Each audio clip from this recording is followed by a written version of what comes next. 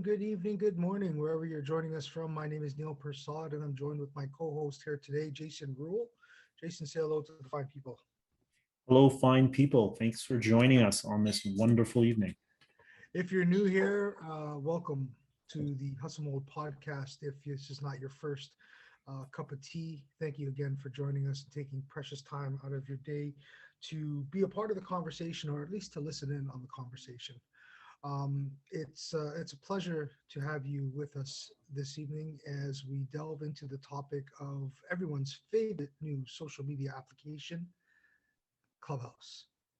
Yes, Clubhouse. We'll have a logo in the top left corner for all those that are unfamiliar with it and who have not been lured in by the potential and the intrigue of the application itself. Yeah. For those of you who are not familiar, or if you've been living under a rock, actually, oddly enough, I actually had a conversation with a colleague the other day, and I asked him, whether or not he was on Clubhouse and what his thoughts were. Yeah. What do you say? He's like, what's his Clubhouse? What are you talking Oh, about? That's exactly.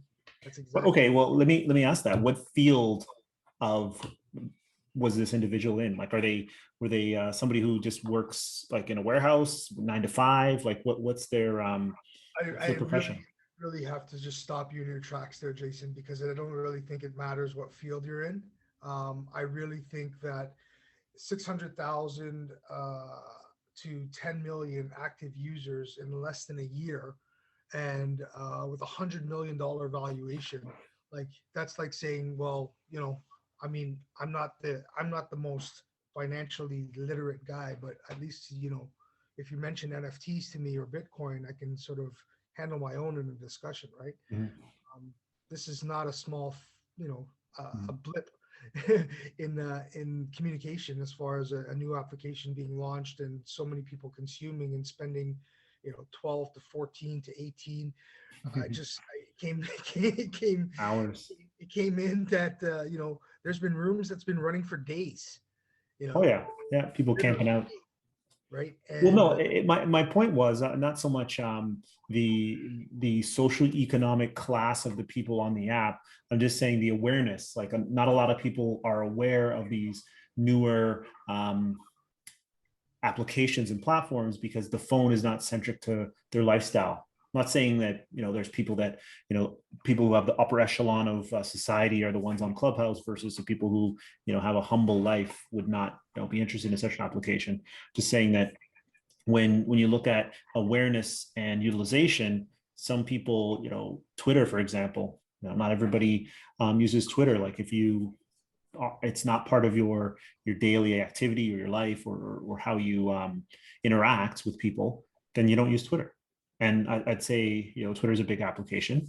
And Clubhouse is not widely known outside of many non-professional circles, if you will, right?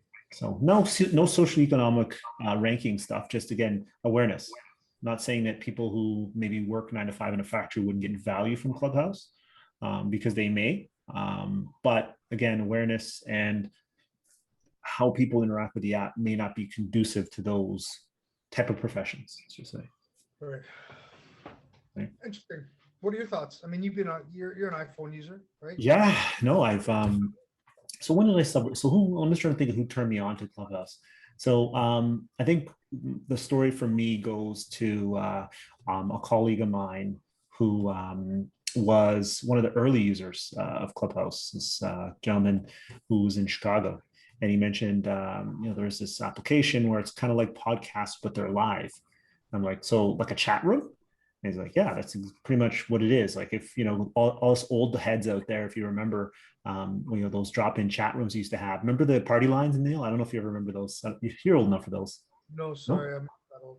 No, okay. So there's this thing where you call into certain phone numbers. Yeah, see this guy, and you basically would be on the phone with like random people, and you just have conversations, and there's separate like side conversations and all that. So it was the low tech version of Clubhouse, right? But the conversations were not really business centric. It wasn't branding. It wasn't marketing. It wasn't talking about new technology. It was just, kicking it with people, chatting. So anyways, this gentleman who put me onto it, ended up kind of looking into it, and then I downloaded the app, had to wait for an invite, which was annoying, but then somebody invited me in. I'm like, okay, check this out. Went in the hallway, or the main area where you start to discover rooms, and then I started following people, listening to different rooms and topics, following, listening. And I was telling you, Neil, about it. It's like, hey, have you heard of the thing Clubhouse? He goes, yeah, I've heard of it. You're a little pissed off about it, that it wasn't Android centric yet or available. And yeah, I spent a lot of time, like you, in the early days, just listening and discovering. Jumped on stage a couple times just to get the feel of the conversation and the flow. But for me, and Neil, you can talk about your experiences in the time you've been on it. I only went in rooms and spoke where I had specific levels of expertise, where I could add some value to the audience. And really, the three major times I was doing that, it was a pre-planned panel type conversation. So somebody had put together an IoT room, for example, and I was specific to that room based on the topic. And I went in that room and spoke about the knowledge of the topic that I had. So it was a very specific room that was pre-planned. But the ad hoc stuff I haven't done too much of. I think, Neil, you have some good just jumping up on stage, getting pulled up from the audience type conversation that you've had. Yeah, it's it's exhilarating, right? Because you're seriously, you're in a room and you're consuming the content as a bystander, and then next thing you know, the moderator pings you and you're like, would you like to chat? And you either press that button that says, get up on stage and become a speaker. Yeah. And then you start to think, okay, well, this is really not planned. So you're off the cuff and you're speaking about personal experiences, right? I can see how some individuals will have a game plan in order to be all consuming and jumping from topic to topic. Yeah. Keyboard warrior in front of their laptop, have multiple tabs open, just regurgitating information and sort of spinning it off on their own, right? I could see how easily that could be a thing. Yeah. Because really it's an audio only experience, right? Yeah. No one can see you quickly Googling something in the background, right? Not to say that I would endorse that, and I don't do that at all.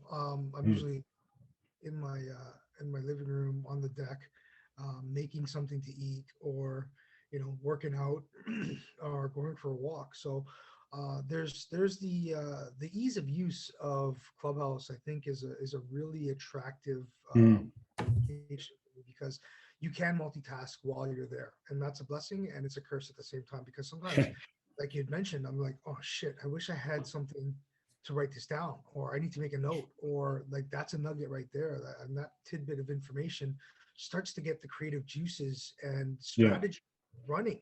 Like I remember coming off a session and I immediately called you and I was just like, Jay, like this is what we got to do. Boom, boom, boom, boom, boom, boom, boom. And I just data dump, downloaded everything that like I was consuming about. And I was like, this is brilliant. So I'm really, really impressed with, and there's been a lot of talk as of late. Again, I'm an Android user, right? So I literally got accepted last week to be able to get in there, right? So I'm still in the honeymoon phase. I'm still exploring. I'm still trying to find which clubs. I'm still trying to figure out exactly, my tact is as though I would be meeting you for the first time in a conference, right? If we were to exchange a business card is what I would attribute to a follow. So if adding value to the conversation, if I've creeped you on social and there's some context to how we might be able to collaborate, or I might find that you'd be a valuable addition into my network, I'll DM, reach out, and I'll make that connection. I say, hey, I saw you on Clubhouse. Your profile intrigued me. I think there's some added value here. I think there could be an opportunity for us to collaborate. Let's connect. And that transition, I've got to tell you, is the very quick acceptance rate and opportunity to engage in dialogue just from joining that particular room and or session, or giving a reference back to that particular conversation and your points of influence and or suggestion, right? Like the amount of followers that you can gain very quickly on other social, not only LinkedIn, not only your Instagram, Twitter, but through the common practice for Clubhouse is to be followed and to Yeah. encourage Yeah. that cross pollination of Follow your speakers. following everyone, right? So Yeah. I think that sort of translates over into other social media channels. Like, there's this thing or virtual ego on Instagram. If you're following more people that follow you, then that's not a good thing, right? Like, it doesn't look that great. Get caught up in Yeah. the numbers, right? And that sort of tipping scale or balance. You know what I mean? Or Yeah, you know what? I agree. Like, as somebody who's embraced Clubhouse and tried to get value from it all the time that I've been on the app, I can really say that I haven't really leveraged it to its full potential. And that's why I said to you when we're having that conversation and you were starting to get inside the app a little bit more and try to figure out how to carve a path, you were being very strategic. And that's what I said to you. I'm like, well, I haven't been, I've just been a novice. I've been a tourist, if you will, as it relates to the app. I'm hanging out in rooms, listening, consuming something, not really writing anything down. Maybe a few ideas off the app I'll look up.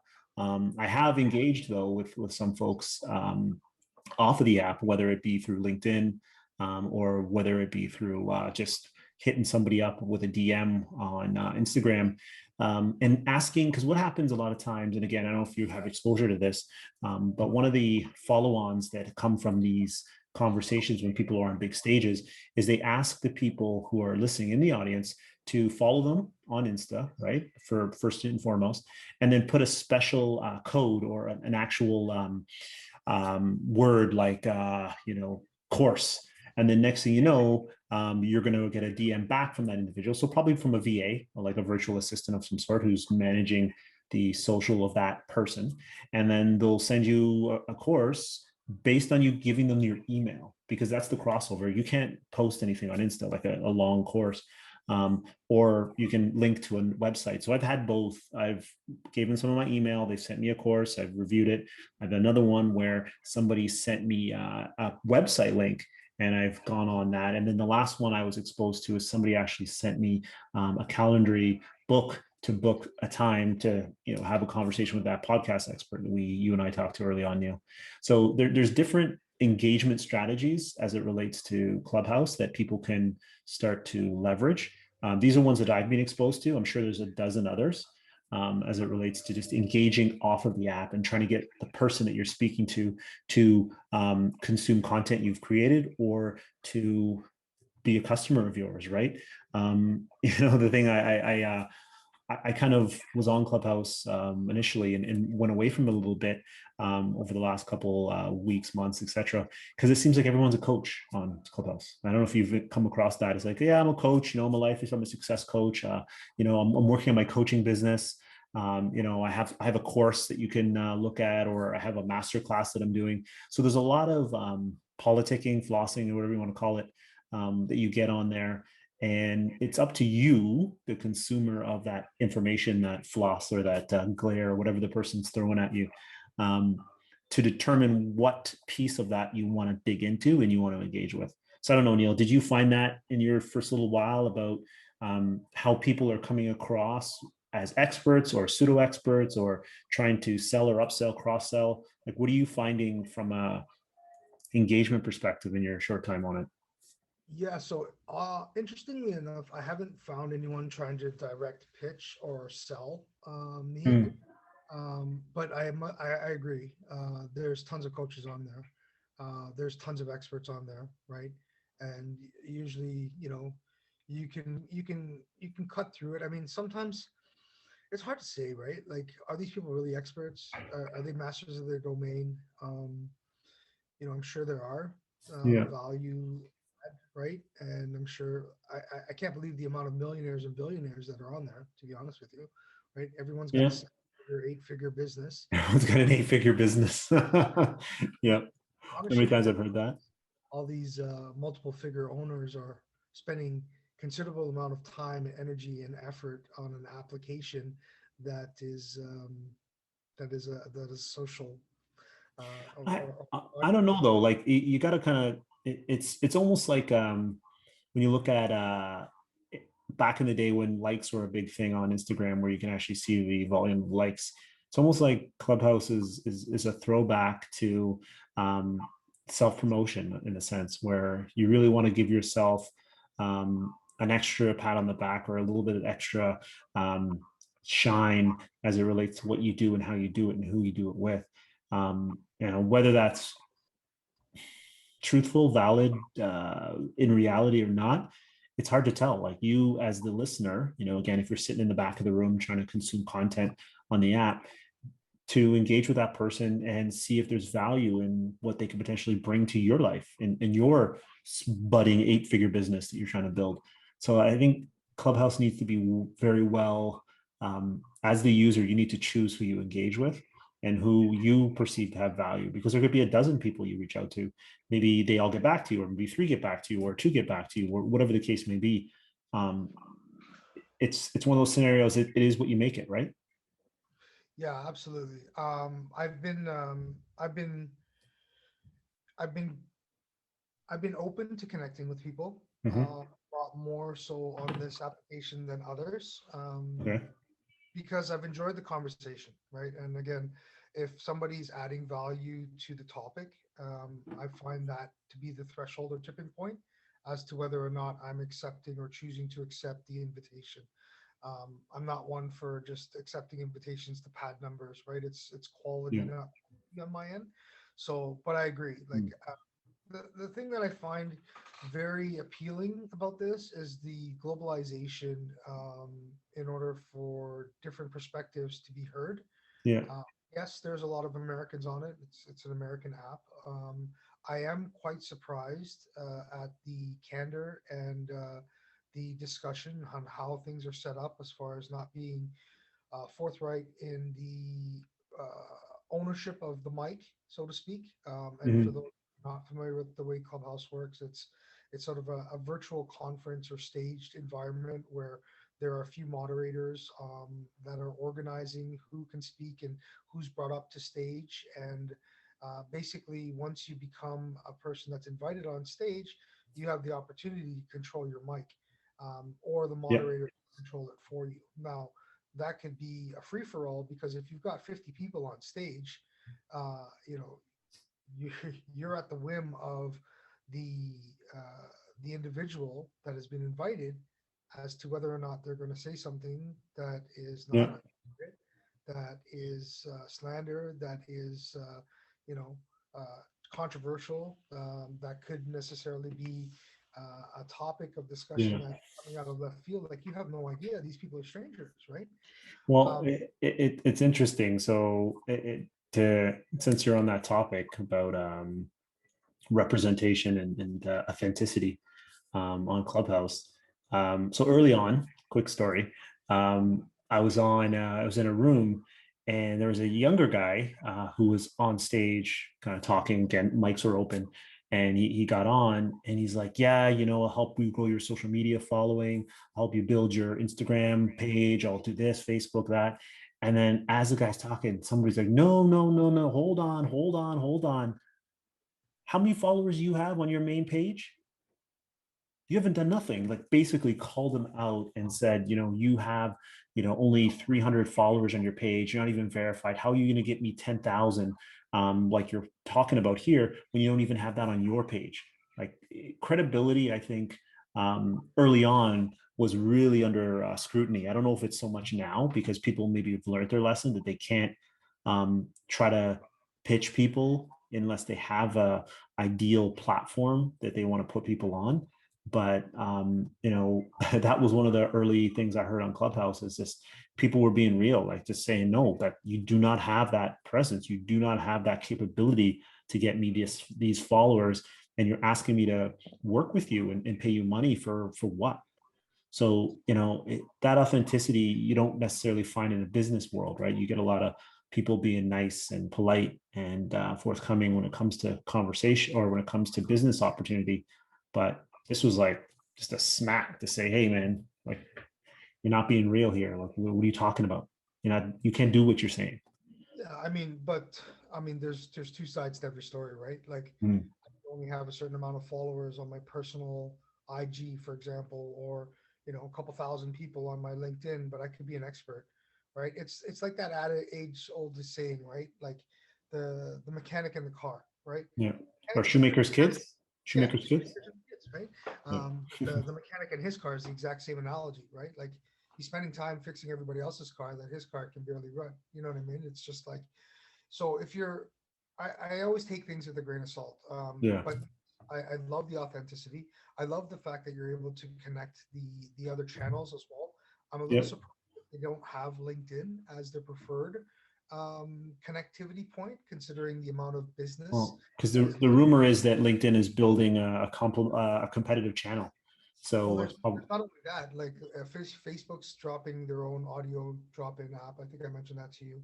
yeah, An application that's coming through as well to have podcasts that are going to be streamed. Audio is playing a huge shift in the landscape of social media as we come down the pipe. yeah. So LinkedIn is also doing the audio only. In addition to that, they're making it very easy for individuals to have the ability to go live on their LinkedIn profile. So I don't know if you Interesting. know this. This could be another topic on the pod, but LinkedIn is dropping. They just dropped a creator mode. So Oh, creator did mode they? a lot of media-rich opportunities in order to sprinkle in some added value assets and position yourself on a platform a little bit different than your actual regular LinkedIn profile, right? So Oh, I've got interesting. creator mode on now, and people can follow me openly. And then there's some video and audio layered applications that are on the profile. And I can, if you just type DM me and type coach in my Insta, and I'll send you that course so you can take a closer look. That's a perfect line. You did it well. And there's certain etiquette as well on Clubhouse, and I think you got when I heard you speak, you got it down where because there are some accessibility requirements as it relates to people joining who don't have they're either on screen readers or they have some other accommodations so they can listen at the Clubhouse on an audio basis on their mobile device. Is where you say your name at the beginning and then you say you're done speaking at the end and actually give your name again so people can find you if they're, because the way when you're jumping in the middle of somebody's like beautiful overview of something and they're giving great value, great knowledge, you could come in after they said their name and you're like, who, and you look through all of the people on stage and see whose icons flashing, but you may miss it. So to give your name at the beginning, say your name at the end is a good practice within the ecosystem of Clubhouse, and you're seeing a lot of people follow that what's that word, cadence, when they're speaking, is to say name and value that they're giving. So Yeah. I think there's a long tail for Clubhouse as a tool. What do you find, Neil, in your couple of days as maybe some negatives? We were talking about positives, how we can leverage it, stuff like that. What have you found in your short time on it as being negative, just aspects, to get too philosophical, but what do you find is some of the negative stuff that you're seeing, Um, experiencing? Vagueness in discussion seems to Okay. be a growing trend, right? That I've been picking up on.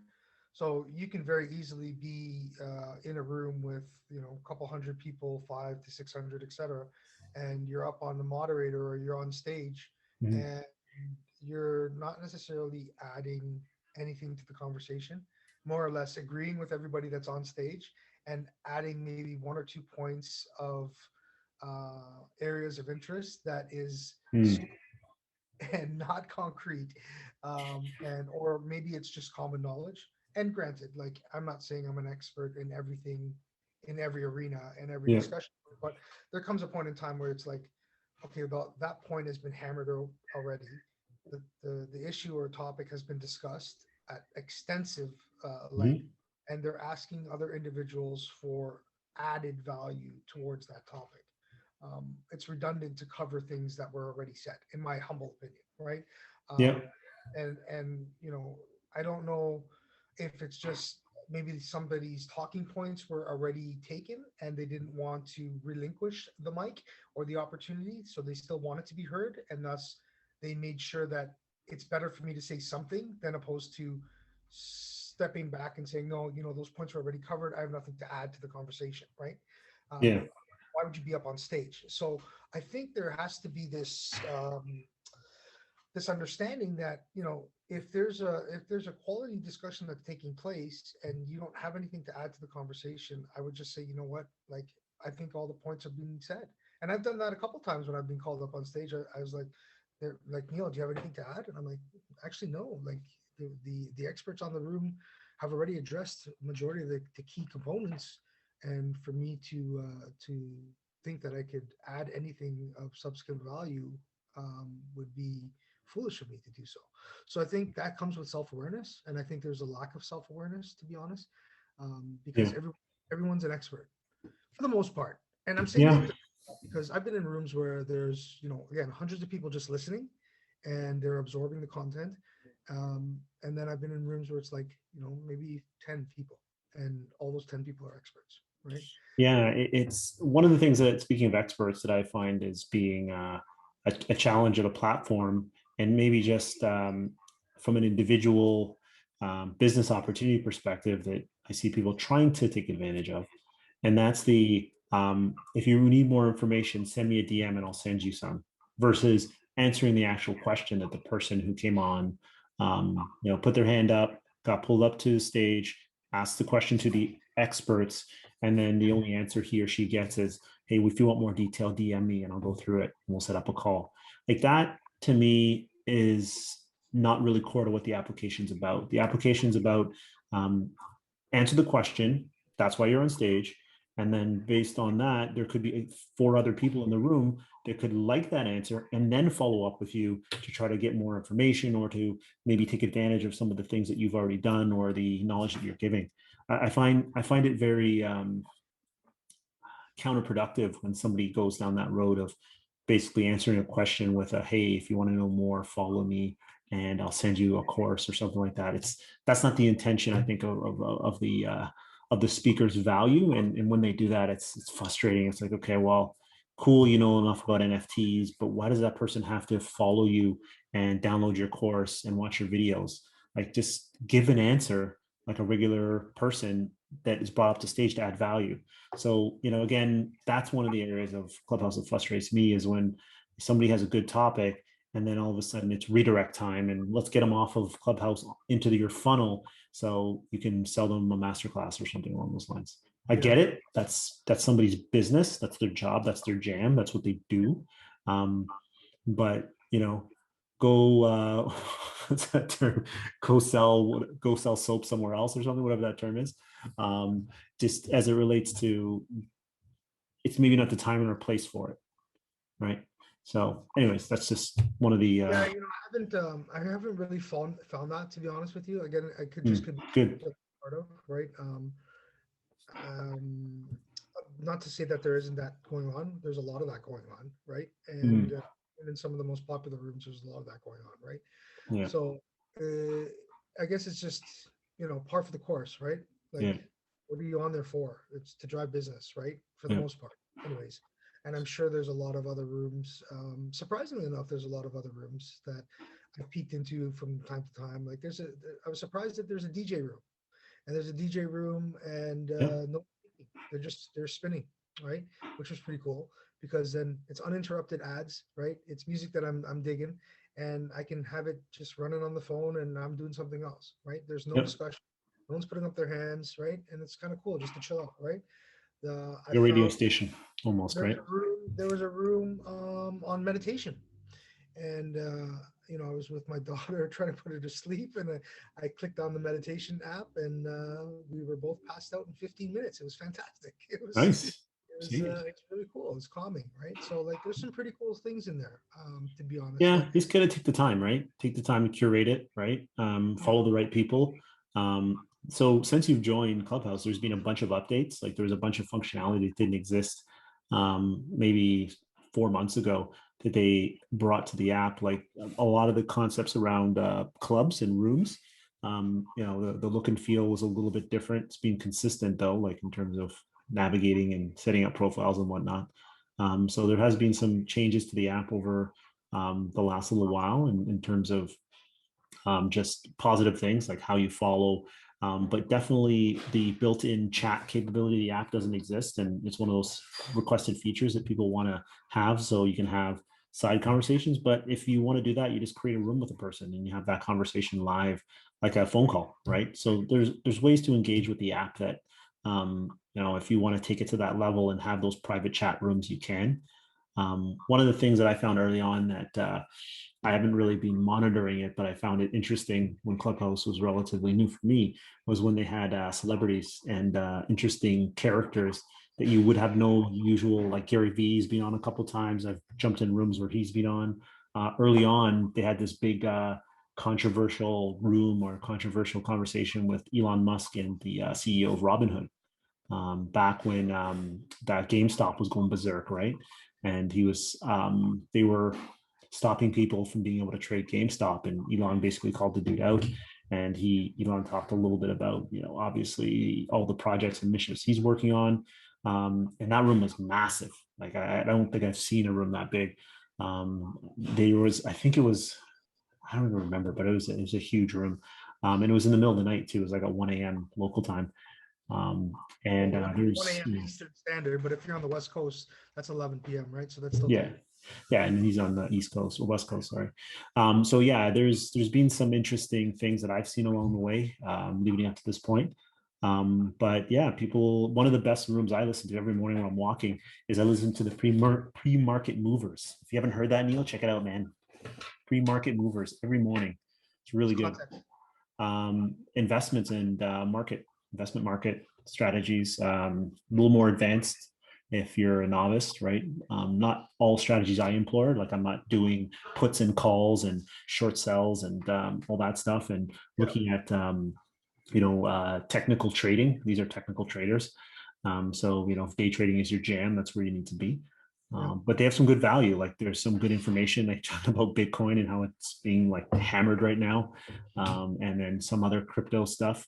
And then talking about regular value stocks, like buying, QQQ, which is like I guess a value play, and buying other stocks that you may have some portfolio interest in, right? So it's cool. It's a cool room every day, pretty much every day. And there's a bunch of rooms that are every day. I don't know if you've noticed that. Like you said, I'm on the Breakfast of Champions morning routine. It's a good one. Yeah. It's a little different on the weekend. If you check it out on a Saturday morning, it's a little different. Yeah. There's a dude that I just he basically he's car sales guy, right? And he has a network of car sales dealerships, and he was like a part motivational speaker, part salesman. It's like, hey, I brought a team together, and if they can do it, you can do it.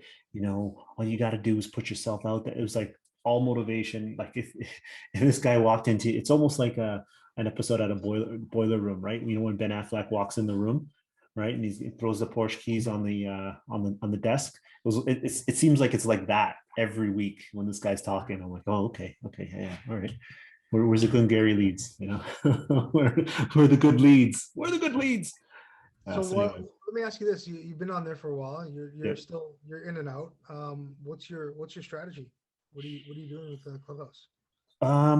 My strategy really is as a kind of background play. When I'm out doing some casual walking, or I'm out trying to consume the content, and I'm taking tidbits away. I'm not taking notes to the extent that I used to. When I first started on the app, I'd take notes down if there was like a strategic conversation and it was like, look this up or look that up. I would actually take a note to go ahead and do it later.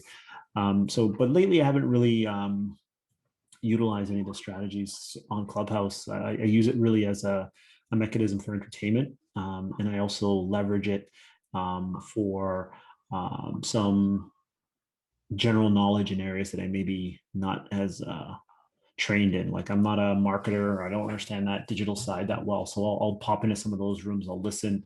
I'll get an understanding of content development, creation, distribution, but not at an expert level. I'm just more, like I said, as a tourist or as a person passing through. So my strategy right now is there really is no strategy. I haven't really deployed one.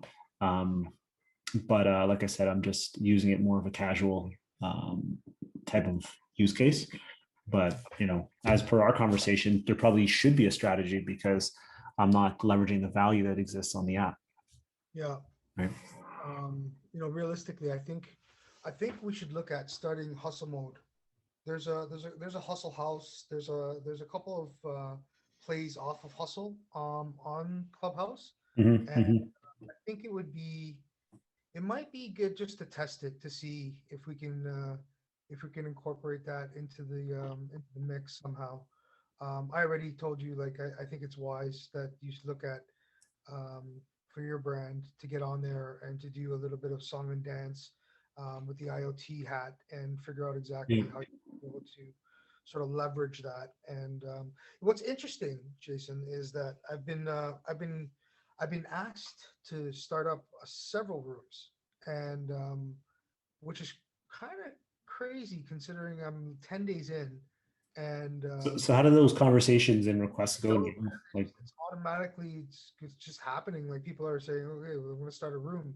Um, you know, mm, they're, they're just automatically inviting to be a moderator and to join the room interesting. as that too. So I don't know if it's like they see that obviously the part of the bio in mine, the Hustle Mode co-creator and founder, then maybe that's what the lure is as far as um, the area of expertise that they wanted to have. Yeah. But no one's sort of pre-vetted that, which is fine, which is interesting to know, because then if that's how business is being conducted as far as acceptance for you to be a moderator, then it Yeah. doesn't show that people are doing their due diligence in order for them to have them up on stage. The other thing is that there could be an engagement group of sorts that are people are, and I'm seeing this slowly, that there's probably a team of individuals that are either combined freelancers to some degree that's funneling business, like how we talked about before, as far as Yeah. the original Hustle model, in order for them to share clients or sort of pass their area of expertise amongst a close circle. Because I see a common thread in some of the rooms that I'm being a part of, and individuals are mentioning different conferences and or events, and there seems to be a cohesiveness as the key people that are involved in those discussions and pushing out their own agenda for that. And I'm neither here nor there for it. I'm just saying that there's Yeah. chess versus checkers, right? And I can see how individuals are utilizing their influence in order to steer people into the right direction, or not. Like it really depends on what your cup of tea is. But no, I'm enjoying it thus far, man. I appreciate it. I appreciate the app. I can see what all the hype is about. There are some discussions that are being taking place with respect to pre-Android quality, and that some people were barking that the numbers have dipped a little bit. Okay. I don't know that from tomorrow, so I can't really comment on that front. I do know that the economy is opening up a little bit more. There is some talks about U.S. conferences actually taking place, so physical conferences that are happening Yeah. effective June and July, and that could be part of the reason why the numbers have dropped, because if people have been confined to their homes for the last 14 months, and now life as we once knew it before COVID is starting to sort of reopen, then Yeah. definitely not getting on any social application, at least not on the audio side of things, because they want to experience that real human to human contact, right? Yeah, I agree. As things shift and as people become more comfortable with in-person conferences, conversations, you may see a dip in the app from utilization perspective. I think if you look at the future, my projection of the future of Clubhouse is I do see it either getting acquired or moving into a space where, I think Twitter had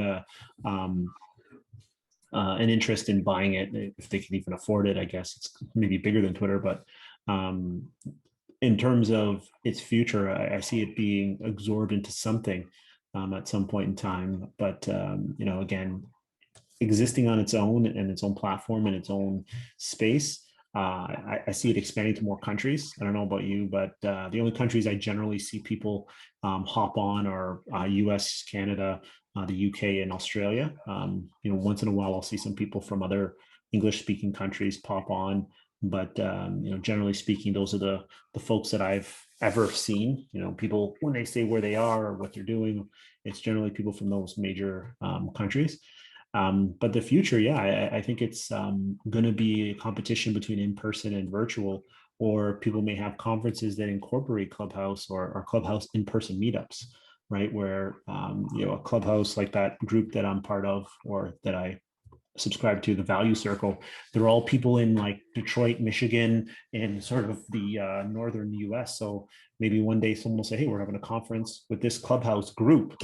Fly in, right? And all of a sudden now the people who are all virtual are now in physical, and Clubhouse starts to become a little bit more of a, just as its name, a clubhouse, right? So everyone's part of the club and they're interacting both virtually and in person. So I don't know. I see many different areas it could evolve into. I don't know about you. Like, what do you? Yeah, I mean, I definitely agree. Yeah. I think, to be honest, I think it's here to stay. It's not going away. Mm. And even if traffic dwindles a little bit over the next few months, considering that it's going to be summer, as all social media tends to dip during those timeframes. Yep. However, I do see the layering in and how that could be effective because, think if I'm going to be attending a conference, first and foremost, if I'm doing any type of face-to-face activity, the client is going to be of a certain value in order for me to put myself out there, so to speak, right? Yeah. And then secondly, if conferences or when conferences do circle back around, the layered in component of Clubhouse could be very attractive because I could have the opportunity to either pre-load this and do some promotional teasers and talks about Yep. widening the scope of speakers that I wouldn't have to necessarily pay for because I Hmm. could brand that as the event before the event. And then also while at the keynote, there could be side conversations that could stem from that discussion or series of discussions in different breakout rooms. So I could very easily set it up on that front. And if whether you choose to attend in person or you choose to attend virtually, then that could be an opportunity that stems off of that application.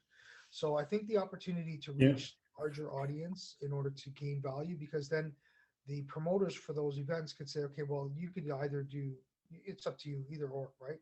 Um, and then the added value is that if you're attending in person, obviously the sponsorship and vendors and all the swag and the stuff that you get with traditional in-person events can take place, right? There's going to be some Yep. additional value on that front. I'm curious to see how the monetization is going to be layered into the application and how larger brands can actually start to command and hold rooms. I'm really surprised that I don't see that right now. You know, I think it's the intentional. I don't think they're not necessarily allowing it, but I don't think they're promoting the monetization aspect of Clubhouse yet. And the even basic things like having a in Clubhouse chat or in Clubhouse DM, they haven't embraced that either. So it's interesting what decisions they've made around the app and around what they're allowing in and out. Like that point about you're in the Apple support group or you're in the Samsung phone group hosted by Samsung Canada or Samsung, Americas. So yeah, I don't think they're letting corporate sponsors play yet. They're still trying to keep the app free and trying to keep it available for everyone now that it's on Android. So I think, like I mean, yeah, it changes it.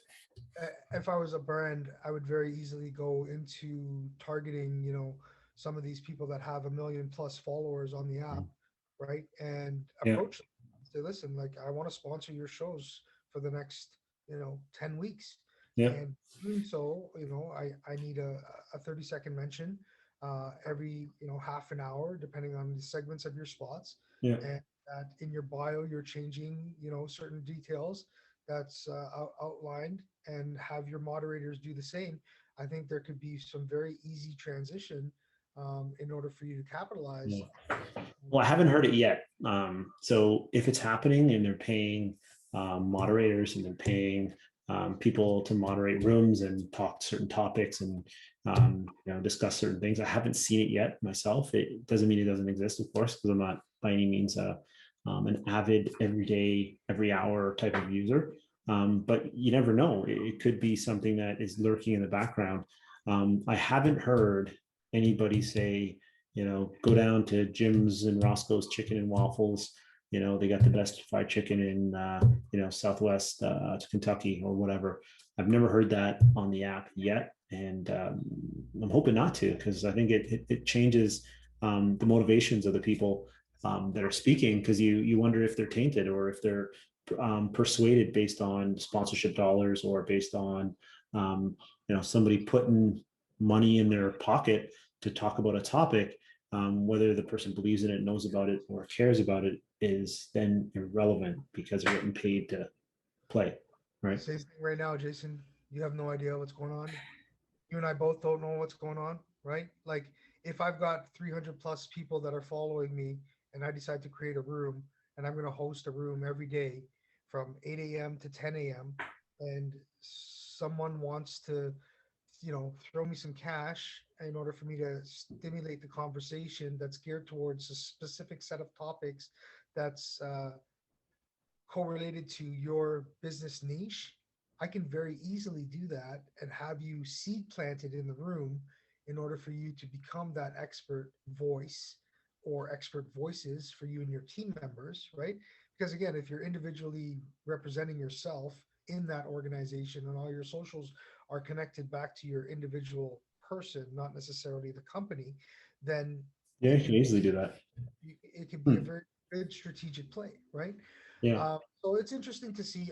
Listen, I'm a fan. I'm enjoying it. Again, it's just a newlywed phase. I think there's a lot of improvements that need to be made, because there's some references to the functionality of how things are being done and Mhm. what you cannot do. And I think a lot of moderators and speakers are forgetting that there is another user base that have just come into the fold, and the same functionality or cross-platform applications is not the same experience. So, like for example, when you're saying that there's a whole bunch of functions that were changing earlier, I think on an iPhone you can swipe left or right on a room or something along those lines. You can't do that on the Android, right? Like it's not the application doesn't work that way. And again, the connectivity to social is a different one as well. So there's some things that I'd like to see. Mhm. Um, and I think it'd be wise for them as well to layer in a video component opportunity to have this one speaker similar to Zoom being in front if they choose to. I think that could be another sort of 3.0. Yeah. That Well, might it's a come. low bandwidth application, right? The intention of it is to keep the bandwidth relatively low, because you're talking about controlling multiple audio feeds and having multiple, like they've done enhancements to the sound over the time of Clubhouse, so you have better HD sound coming in when you're speaking on stage, and your phone coverage needs to be good. There was even a point where switching from Wi-Fi to cellular, there was some glitches and issues if you're coming in and out of a building. So they've improved the user experience quite a bit. Video will be a leap, definitely. Whereas what they're doing now is kind of just walking along, adding new features, adding new capabilities. So yeah, so I'm definitely enjoying it. So where do we go from here, Neil? Are we going to tell people about some strategies, or are we because we probably need to take that and figure out some strategies, but there's definitely something that we can do with Clubhouse. What are your thoughts? Well, I mean, I really don't have a sort of top 10 list as far as strategies, considering it'd be remiss for me to try to articulate that at this present time, considering I'm literally crawling on this application right now. Yep. So I don't want to put anything out there that is not going to serve value for people. What I would like Agreed. is encourage the audience. If you did find the application useful, if you're on Clubhouse, let us know. Give us a follow. That'd be great. I'm at Prasad Neil on Clubhouse. Yep. And I'm at J Rule, so JRHULE.